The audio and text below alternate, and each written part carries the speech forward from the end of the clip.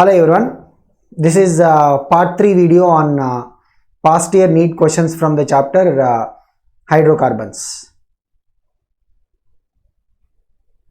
We'll start with a question that has come in the year 2015. 2,3-dimethyl 2-butene can be prepared by heating which of the following compounds with a strong acid?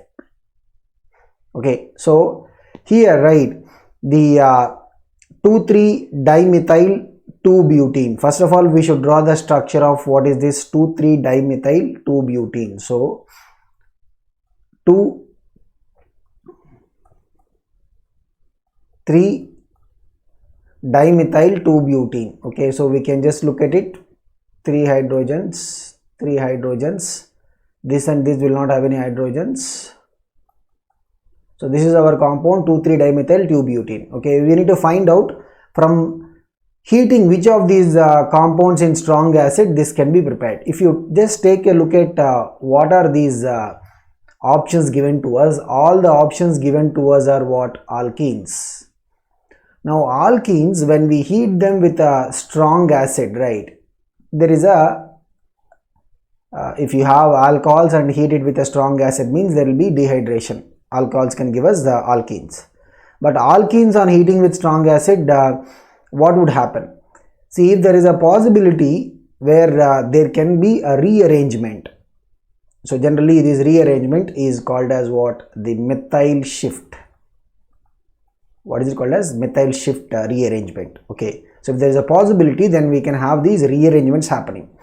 How the rearrangements can occur? If we look at the strong acid, it will produce what? H plus.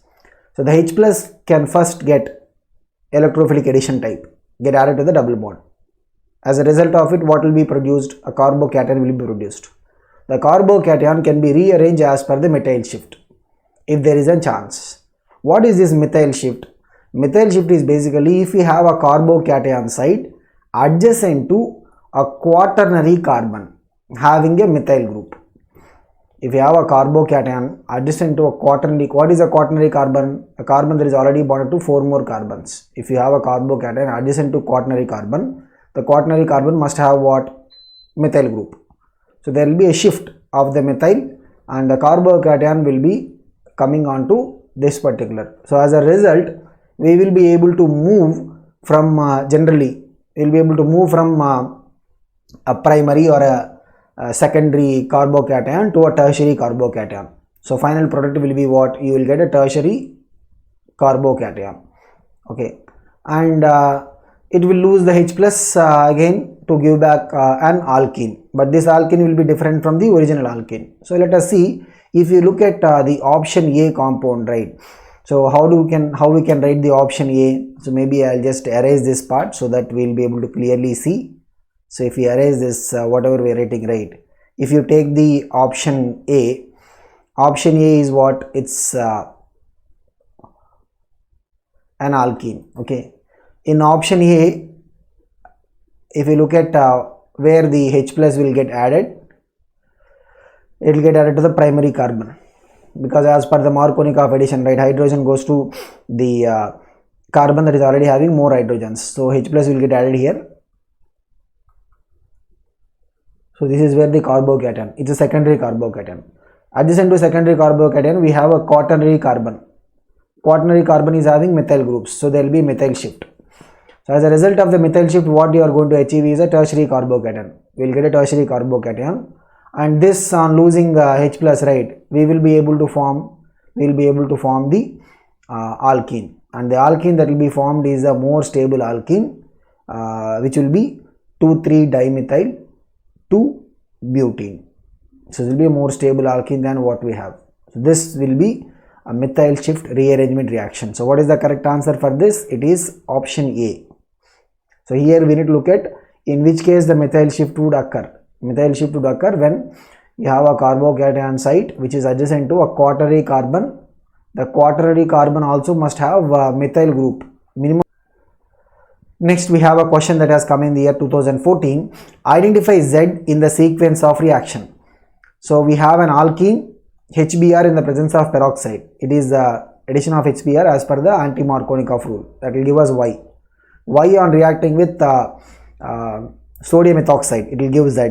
We have to find what is the Z. Okay, so first we will go as per the order. So here if we are adding as per the anti-Markovnikov rule.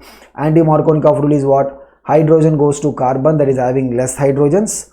Bromine comes to carbon, that is having more hydrogens. Markovnikov rule means hydrogen goes to carbon, that is having more hydrogens. Okay, so the anti-Markovnikov product, right, what is this? 1-bromobutane, that is our Y. When it is reacting with sodium ethoxide, right, so the NaBr will be formed, and what we are going to get? CH3, CH2, CH, CH2, O, CH2, CH3, or O, C2H5. Okay, so basically from here the sodium and from here the bromine will go. The ethoxide link will come here. What will be the link that will be coming here? Ethoxide. So what is the correct answer for this? So all of this, right, we can write it as what? CH3, CH2 thrice. Okay, O, CH2, CH3. I mean, this is just a way in which we will write the compressed formula. Okay, so what is the answer for this? It is option A.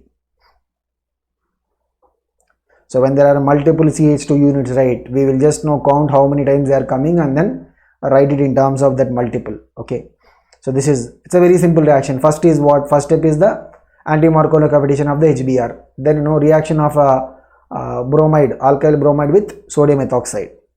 So we will get the ether. Generally, what is it? Whenever we react alkyl halides with sodium alkoxide, we will get what? Ethers will come. Next we have a relatively easier and straightforward question. This has come in the year 2014. Which of the following organic compounds has same hybridization as its combustion product CO2? So ethane, what is ethane? CH3, CH3. If you look at the carbons, right, what is the hybridization of the carbons? sp3. Ethine, ethine is what? CH triple bond CH. Both carbons are sp hybridized. Ethene, ethene means what? CH2 double bond CH2. It's only double bond. Huh? Okay, so both carbons are out sp2. Ethanol, ethanol is CH3, CH2, OH. Here also both carbons are sp3. What is the combustion product? CO2 means carbon double bond O, double bond O. So here the carbon, what is the hybridization of carbon? sp. We can clearly see in which case the organic compound as well as the combustion product, both of them are having the same hybridization. It is in the case of the ethine. Okay, so we can see here ethane case, right? Ethane is also called as what commonly? Acetylene. Okay, so ethine or acetylene will have carbons in sp hybridization, and CO2 also will have carbons in sp hybridization. Okay, so what is the answer for this? It is option B. Next we have a question that has come in the year 2013. Which of the following compounds will not undergo Friedel-Crafts reaction easily? So what is this Friedel-Crafts reactions? They are basically electrophilic. What are those reactions? Electrophilic substitution reactions. Now when the ring is deactivated very much, then this Friedel-Crafts reaction will not happen very much easily. When the ring is activated, the reaction will happen faster. If you look at the options given to us, right, what are the options given to us? Option A is saying nitrobenzene. What do you mean by nitrobenzene? The benzene ring, we have a NO2 group.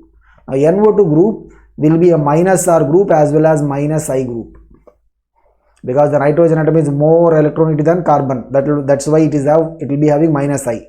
And NO2 group, right, it will have N double bond O oxygen. So since the nitrogen is bonded to more electronegative element oxygen, there will be a possibility for the delocalization of the pi bond towards the oxygen. Thereby we will see the nitrogen will be able to move the pi electron cloud out of the ring. That's why it will show minus R effect. So totally right, the nitrobenzene will be very much less reactive than the benzene itself because of the double impact, both minus R as well as minus I. Okay, whereas if you talk about toluene, what is toluene? To the benzene we attach a methyl group. Okay, toluene will be partially more reactive than benzene, because the methyl group is what plus I effect, which will be seen in the case of the ortho positions. Okay, but nevertheless it will be slightly more reactive than the benzene. Cumene, okay, what is this cumene and xylene? Xylenes are basically what? The two methyl groups present on benzene ring, right? We have orthoxylene. When the two methyl groups are in the adjacent carbons, we have metaxylene and we have paraxylene. Xylene also same concept, because of the plus I effect, right? The ring will be slightly more activated than the benzene. Cumene, we can see there is an alkyl group. Okay, so what is this alkyl group? Basically, it is the, CH3CH3. This is the group. This is the group that is attached to the benzene ring. Okay, now we can also call it as what? The isopropyl group. So when an isopropyl group is attached to benzene, what do we call the compound as? It's a very popular compound, cumene. Okay, so we can see the plus I effect of the isopropyl group also will make it relatively more reactive than the benzene. So the only possibility where we see the deactivation is happening is nitrobenzene. So nitrobenzene, right, that will be the one that will have relatively less ease in undergoing the Friedel-Crafts reactions, which are nothing but electrophilic substitution reactions. See, why electrophilic substitution means what? An incoming electrophile should easily come. When it is going to happen? When there is more electron cloud available on the benzene ring. The minus R effect and minus A effect of the nitro group, right, that will remove the electron cloud from the benzene ring. That's why the electrophilic substitution reactions, the nitrobenzene will become less reactive. Next, we have another straight question on the aromatic nature of the compounds. Which of the chemical system is non-aromatic? So generally, whether it is aromatic or not, we will decide based upon the Huckel rule, 4n plus 2 number of delocalized electrons. Okay, so aromatic compounds, we have homocyclic aromatic as well as heterocyclic. So if we look at one by one, right, what is option A? Option A is what? Benzene. Option B is what? Naphthalene. Okay, so what we will do is we will look at some of the common aromatic rings that we can have. So here in this question we will see some of the options given. In maybe another questions we may get a couple of more things being asked. So this is what? Benzene. So as per the Huckel rule, 4n plus 2 rule, right, the value of n is equal to what? 1, because we can see there will be how many delocalized electrons? Pi electrons will be what? 6. Okay, then we have pyrrole. Pyrrole is what? A 5-membered ring with 4 carbons and 1 nitrogen. Furan, 5-membered ring, 4 carbons and 1 oxygen. Okay, so for both pyrrole and furan, the n value will be equal to what? 1. Then we have thiophene. What is thiophene? 5-membered ring with 4 carbons and 1 sulfur. So here we can see the lone pair of electrons on nitrogen, 1 lone pair of electrons on oxygen, 1 lone pair of electrons on sulfur, which are marked red. They are also participating in the delocalization. That's why for all of them, right, the total number of delocalized electrons will be what? 6, because you can see any of them, thiophene or furan or pyrrole, right, there are 4 pi electrons plus 2 lone pair of electrons which are participating in the delocalization. Totally it will be what? 6 electrons. Then we have cyclopropanyl ion. This is the aromatic system which will have the value of n is equal to 0, means total number of delocalized electrons will be 2, cyclopropanyl ion. Okay, then we have pyridine. By the way, what is this one? This is what? This is nothing but thiophene. Okay, option C is what? Thiophene. So option A is benzene, option B is what? Naphthalene. Okay, and option C is what? Thiophene. I think we are able to get our answer. What is it? Option D will be the non-aromatic, because you can see here the total number of it is not going to satisfy the Huckel rule. The number of pi electrons is what? 2 electrons here and 2. Total number of pi electrons is what? 4. It does not satisfy the Huckel rule. Not only that, aromatic systems, right, must be planar in terms of the overall molecule must be what? Planar. Here if you see this carbon, right, will be what? sp3 carbon. It will not be a planar molecule. That condition also it will not satisfy. Okay, so what is the answer for this? Option D. But we look at the others. Pyridine, right, pyridine will have 5 carbons in the ring like benzene. Just one of the carbon place is taken by the nitrogen. Sorry, you have 6-membered ring. It's a 6-membered ring. Okay, 5 are carbons and one place is replaced by nitrogen. That is pyridine. Okay, Then we have the imidazole. Okay, so imidazole is what? We have a 5-membered ring.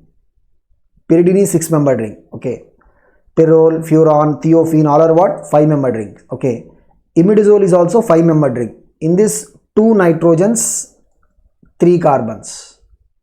Then oxazole. Oxazole will be also 5-membered ring, 1 oxygen, 1 nitrogen, and then 3 carbons. Then we have pyrimidine. Pyrimidine is what? Pyridine is 6-membered ring, 5 carbons, 1 nitrogen. Pyrimidine will have 6-membered ring, 4 carbons, 2 nitrogens. Okay, so in all these, right, pyridine, imidazole, oxazole, pyrimidine, all of them, the value of N is equal to what? When I say N, we are looking at the N value in the Huckel total number of delocalized electrons value. Okay, then we have naphthalene. Of course, we can see naphthalene, the total number of delocalized electrons will be what? 2, 2, 2, totally it will be 10. So 4n plus 2 is equal to 10 means the value of N is equal to 2. Okay, then we have anthracene. Anthracene, the value of N will be equal to 3. Okay, so what is the answer for this? So this thing also, right, in terms of the aromatic or non-aromatic compounds, we have to look at what are the conditions for the aromatic nature. Okay, so they'll have good aroma or smell, but in terms of what are the rules that we use to classify whether it is aromatic or non-aromatic, right? So it must be what? Satisfying the Huckel rule in terms of the delocalized number of electrons, it must have the planar nature. These are the 2 main conditions that we look at. Okay. Next we have a question based on the detection. So every NEET paper you see, right, I mean not just on one chapter but across chapters, organic chemistry, we will have definitely one question on the qualitative analysis or the testing part. Okay, so in the following reaction, what is the reaction? Acetylene is reacting with H2SO4 in the presence of mercury sulfate, okay, or HgSO4. We will get product P. So what is it basically? It's nothing but the addition of water. So to the acetylene, right, if you are adding water, what is going to happen? If you are adding water, it will be giving us a vinyl alcohol. Addition of H2O. Normally, if you are adding water to alkyne means we will have to follow the Markovnikov rule of addition. But here that is also not required. Why? Because both the carbons are symmetric. We will get vinyl alcohol. But the vinyl alcohol will get tautomerized into the corresponding aldehyde, which is the acetaldehyde. What is the tautomerization? Generally, we will call it as a keto-enol tautomerism. But for some enols, right, like this is called as what? Vinyl alcohol. Okay, so whenever we have the C double bond C, these carbons are called as what? Vinyl carbons. If there is an alcohol group attached to the double bonded carbon, we will call it as what? Vinyl alcohol. Okay, so for this, right, what is the corresponding? So how the rearrangement is going to happen? The corresponding tautomerism product will not be a ketone, it will be an aldehyde. Okay, what is the aldehyde going to be? It is the acetaldehyde. So how we will get? We will move the double bond between the carbon and oxygen, and hydrogen will go to the other. So we will get CH3 CH2 acetaldehyde. So here the question is, the product P is what? We know it is acetaldehyde. Okay, the question is the product P will not give.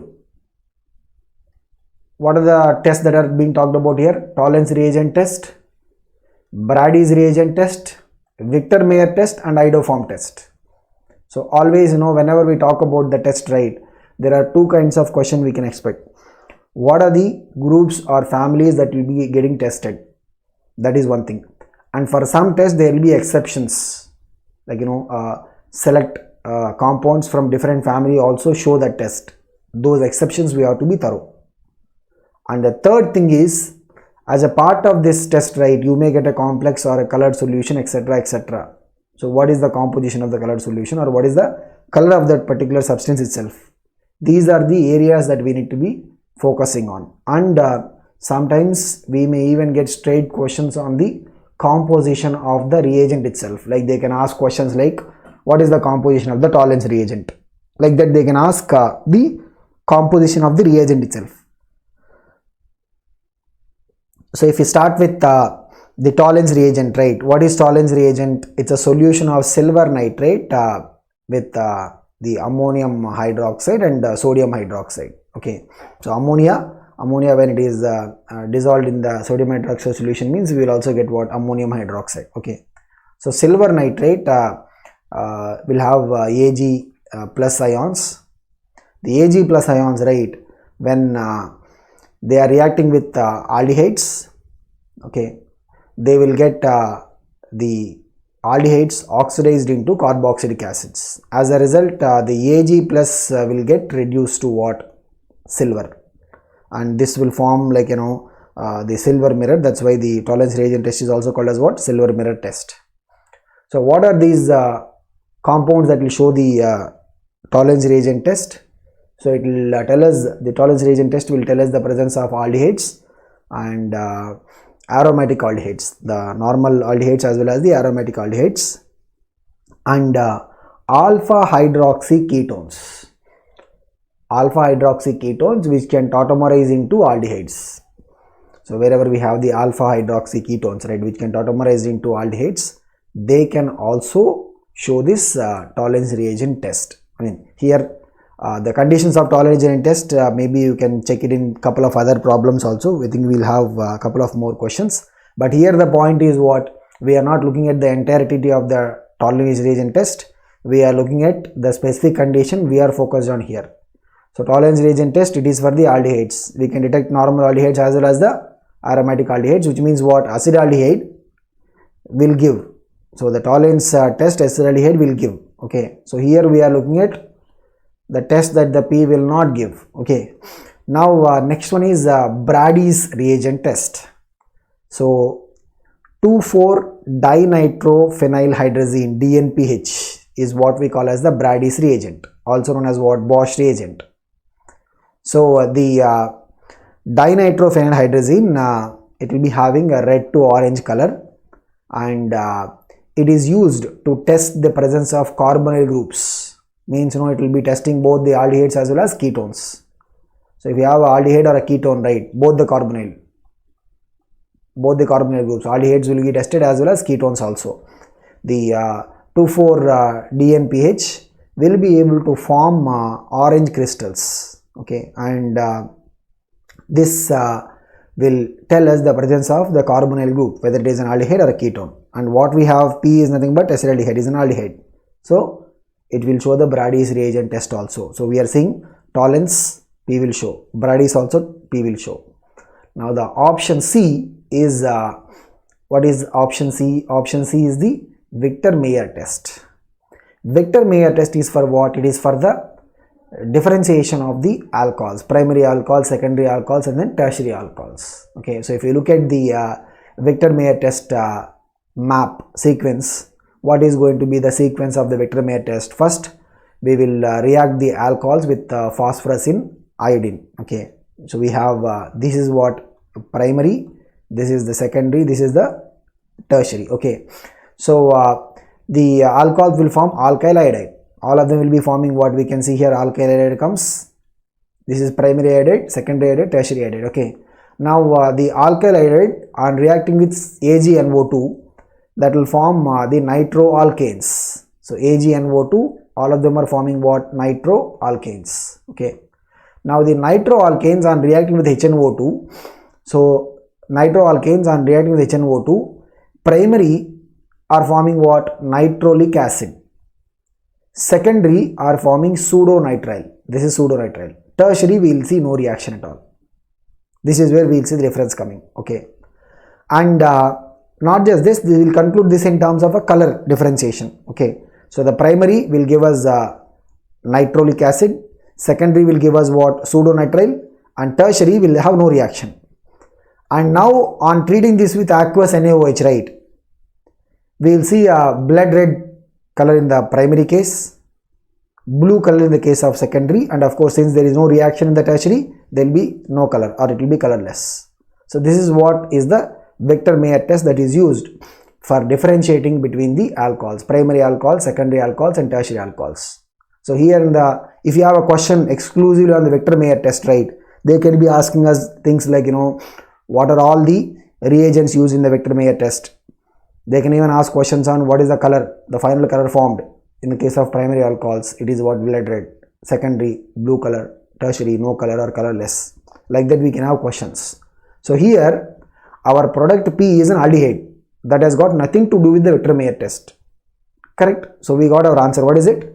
The Victor-Meyer test rate is the one that the product P will not be showing, or it will not be giving, because Victor-Meyer test is. Next we have the iodoform test. Iodoform test is for what? It is for the detection of the methyl ketones or secondary alcohols. Secondary alcohols having the methyl group in the alpha position. Okay, of course there is one exception, that the iodoform test can be also shown by the acetaldehyde, because in acetaldehyde to the carbonyl carbon we have a methyl group attached, just like methyl ketones. What are methyl ketones?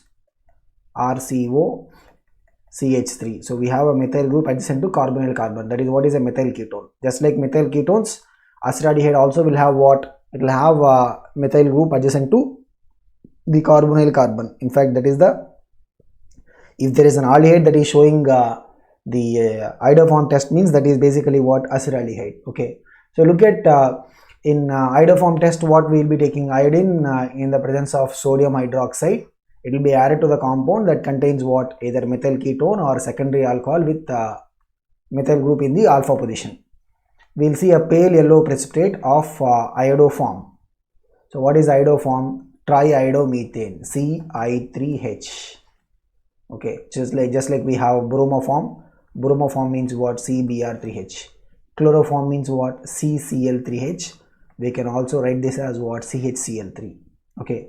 Now this is also a test to identify the aldehydes or ketones. I mean, the only aldehyde that can give this is what? It is the acetaldehyde.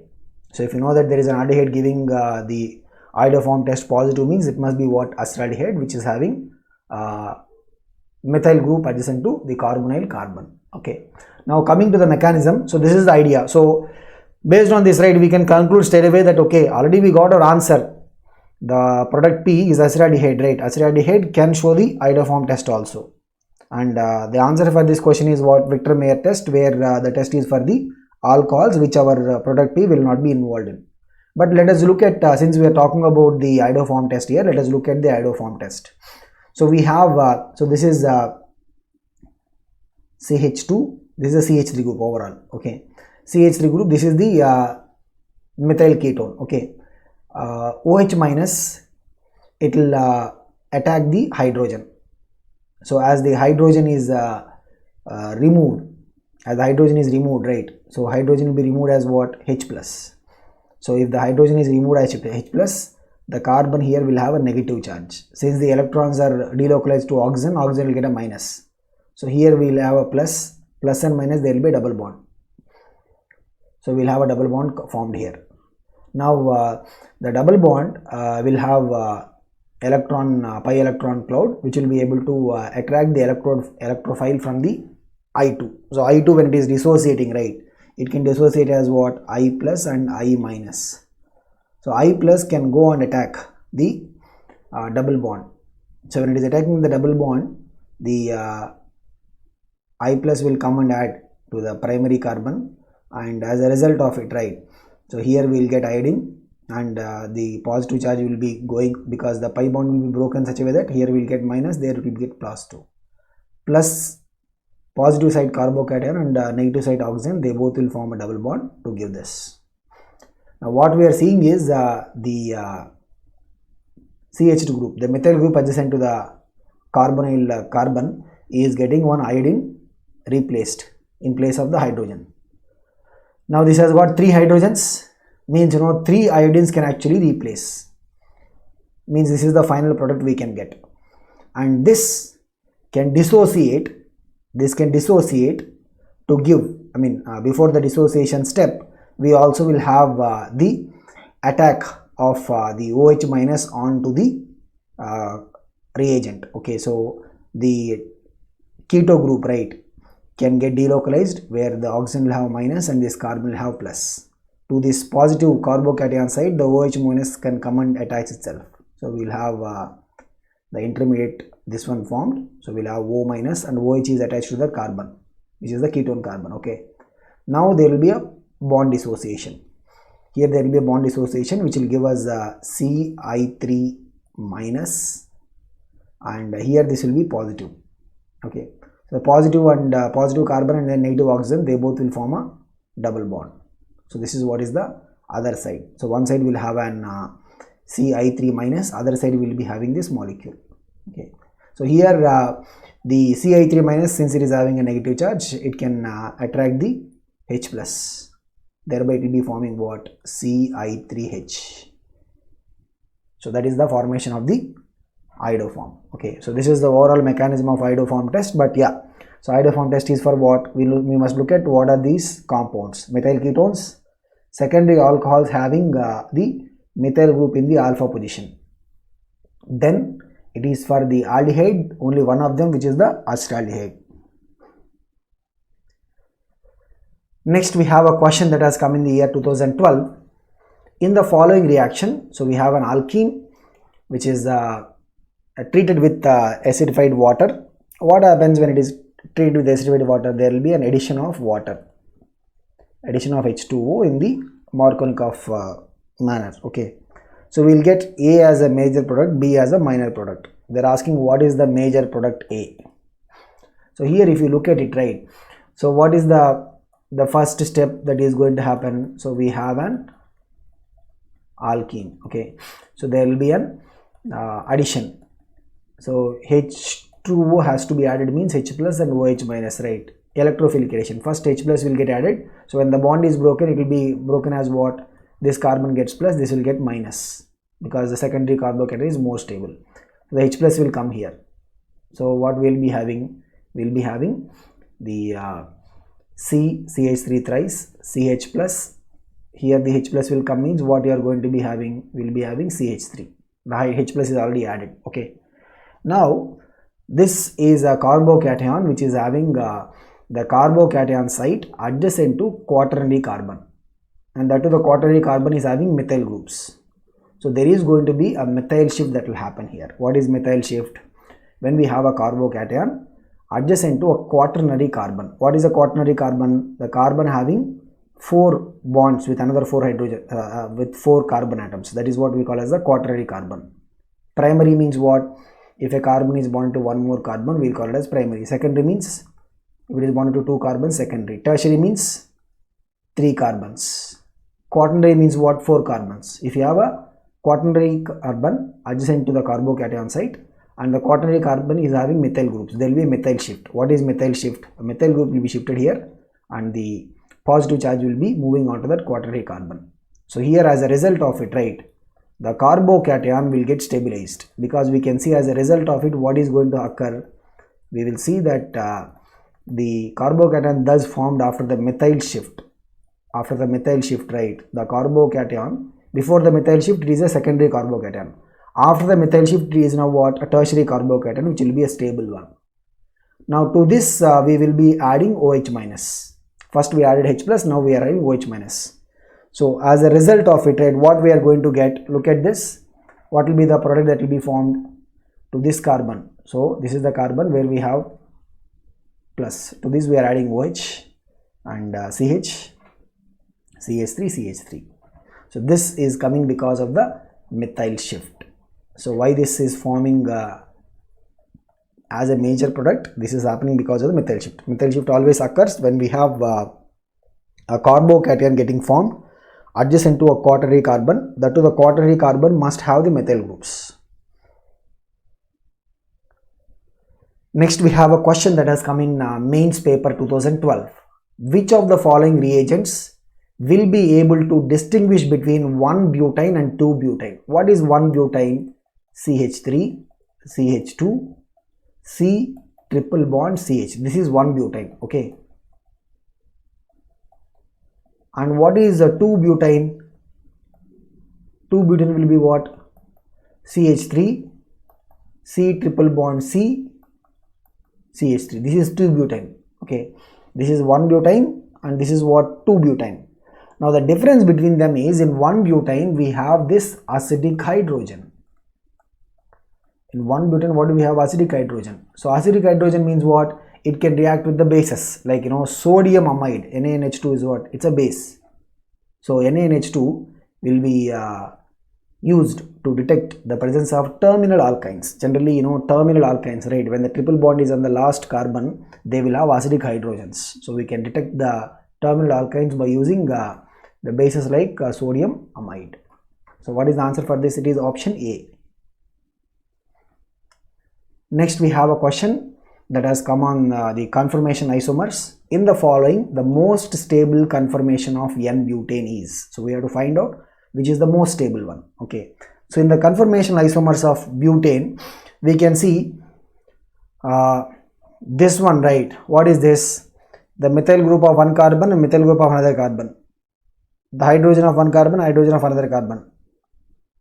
Hydrogen of one carbon, hydrogen of another carbon. They are exactly facing each other. This is what? This is fully eclipsed. Whereas this one, option D is what? Methyl group is facing hydrogen. Similarly, hydrogen is facing methyl group. This is what? Partially eclipsed. Okay, and we can see option B is anti. Means what? The position of methyl group of one carbon is exactly in opposite orientation to the position of methyl group of another carbon. So here we are taking the middle carbons as the reference. Okay, so this is the methyl group, hydrogen. This is how we will see the conformation isomers of N-butane. Okay, so when we see these two carbons, right, with respect to these two carbons, this carbon is bonded to what? A methyl group, hydrogen, hydrogen. This carbon is also bonded to methyl group, hydrogen, hydrogen. So when the methyl groups are straight, directly oriented towards each other, then that particular arrangement is what we call as the fully eclipsed. If the methyl groups are exactly in opposite orientation, then we are calling it as what? The anti. So the difference will be in terms of the dihedral angle. And what is this? This is partially eclipsed. Methyl group orientation of one carbon is aligned with what? The hydrogen of the other carbon. What is this one? This is what? Staggered. What is this? A staggered arrangement. So among them, right, they are asking what is the most stable one. See, the most stable will be the one where we will have the least repulsions, and that will be in the case of the anti. So the anti conformation, right, where we will have the least repulsion or the torsional strain. The bond torsional strain will be minimal because the bulk methyl groups are exactly in the opposite orientation. That happens in the case of the anti. In fully eclipsed, they are exactly facing each other. Then the torsional strain will be what? More. In that case, there will be more steric repulsions, and hence the fully eclipsed, right, will be least stable and anti will be the highest stable. Okay, so the stability will be what? Anti is going to be more stable than the all other possible conformation isomers. So this is about the third part video, and we will see the next part.